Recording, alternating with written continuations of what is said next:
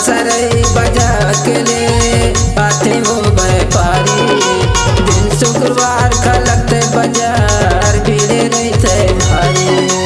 दिन शुक्रवार खलकते बाजार भीड़े रहते भारी। हीरो होंडा में तोला घुमाऊं, हीरो होंडा में तोला घुमाऊं, नहीं घुमावा वो कार में आने वाले के तोर बार गोरगांव बाजार में। आने वाले के तोर बार गोरगांव बाजार में।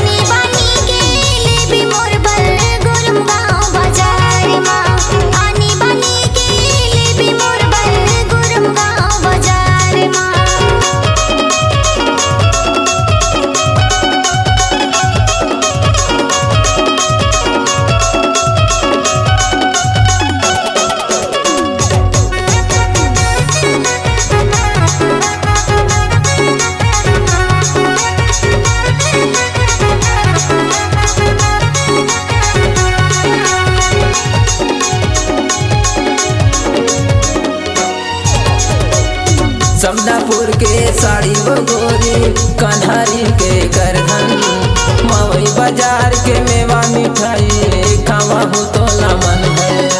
मवई बाजार के मेवा मिठाई खावा हो तो मन है। चिकन बिरयानी तोला खावा हो, चिकन बिरयानी